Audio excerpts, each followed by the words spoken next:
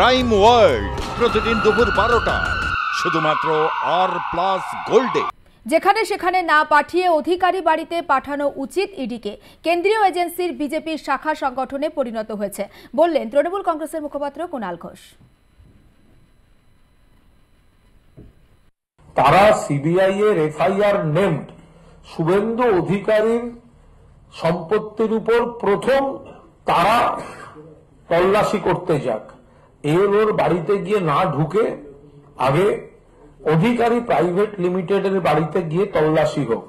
CBI এর FIR named, অথচ CBI তার দিকে তাকাবে না বিজেপিতে আছে বলে, আর সে অন্যের দিকে আঙুল তুলে যাবে, কাঁচের ঘরে বসে ঢিল ছুঁড়বে।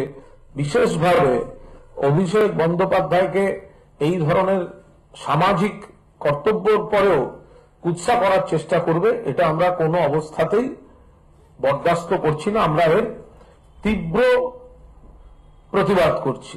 এর আগে আমরা দেখেছি যে ইডির ক্ষেত্রেও যে এমন অফিসারকে দিয়ে তদন্ত করানো হচ্ছিল তার বিরুদ্ধেই সিবিআই এর মামলা রয়েছে। বড় বড় কথা বলছে শুভেন্দু যে নিজে সিবিআই এর এফআইআর নেমড চোর, বলছে আয়করকে চিঠি দিলাম। অভিষেক বন্দ্যোপাধ্যায় যে পদ্ধতিতে এই বার্ধক্য ভাতা দিয়েছেন সেটা সম্পূর্ণ চেকের মাধ্যমে এবং ব্যাংক ট্রান্সফারের মাধ্যমে। ফলে এই আয়করকে চিঠি দিলাম, কালো টাকা সাদা করা হচ্ছে, এই ধরনের কুৎসামূলক যে কথাগুলি সেগুলি কোথাও ধোপে টিকছে না। কুণাল ঘোষের বক্তব্য আমরা আপনাদের শোনালাম। পাশাপাশি রাজ্যের মন্ত্রী শোভনদেব চট্টোপাধ্যায় তিনি কার্যত বিস্ফোরক মন্তব্য করেছেন। তিনি বলেছেন শেখ শাহজাহানের বাড়িতে ইডি আধিকারিকরা তল্লাশিতে গিয়েছিলেন, মানুষজন যেটা করেছেন সেখানে সেটা কার্যত জনবিস্ফোরণ।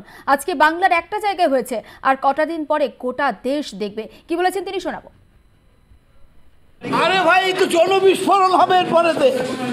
এখন তো সব একটা জায়গায় হয়েছে, এরপরে সারা বাংলা জুড়ে জনবিস্ফোরণ হবে এবং ভারতবর্ষে যেখানে যেখানে বিজেপি সরকার নেই সেখানে ইডি যাচ্ছে আর সব যুধিষ্ঠিরের ছেলে পুলে। আসামে হেমন্ত বিশ্ব শর্মা যুধিষ্ঠিরের ছেলে, যেখানে যেখানে বিজেপি সরকার আছে সেখানে ইডি সিবিআই দুর্নীতি দেখতে পাচ্ছে না। এই জনবিস্ফোরণ ভারতবর্ষে হবে। ইডি গেলে হবে, বললে যে যাবে হবে, ইডি গেলে আবার কি, যে যাবে হবে জনবিস্ফোরণ। শাসক দলের প্রতিক্রিয়া আপনাদের শোনালাম, বিরোধীদের তরফ থেকেও কিন্তু প্রতিক্রিয়া পাওয়া গিয়েছে। এই রাজ্য ক্রমশ উপদ্রুত এলাকায় পরিণত হচ্ছে। মুখ্যমন্ত্রী বলেন আধা সামরিক বাহিনীকে কোদাল কুড়ুল দা নিয়ে তাড়া করাতে, আর সেই সরকারকে ধাক্কা মেরেই গঙ্গায় ফেলে দেওয়া উচিত। সন্দেশখালী কাণ্ডে রাজ্য সরকারকে তো বিজেপি সাংসদ দিলীপ ঘোষের। পাশাপাশি নাম না করে শোভনদেব চট্টোপাধ্যায়ের মন্তব্যেরও পাল্টা তোপ দেখেছেন দিলীপ ঘোষ। পশ্চিমবাংলা এবং পশ্চিমবাংলার সীমা যেভাবে উপদ্রুত এলাকা হয়ে যাচ্ছে, যেখানে আইন শৃঙ্খলা নেই, সরকারের উপস্থিতি নেই, পুলিশ প্রশাসনের কিছু নেই, সেন্ট্রাল ফোর্সকেও তাড়া করে মারা হচ্ছে, সেন্ট্রাল এজেন্সির অফিসারদের মাথা ফাটিয়ে দেওয়া হচ্ছে, প্রাণে বাঁচার জন্য পালাতে হচ্ছে। তো ভাবুন, এটা কি বাংলাদেশ হয়ে গেছে নাকি পশ্চিমবঙ্গ আছে? তো স্বাভাবিক, এ তো সরকারের দায়িত্বই আছে এখানে শান্তি শৃঙ্খলা বজায় রাখা।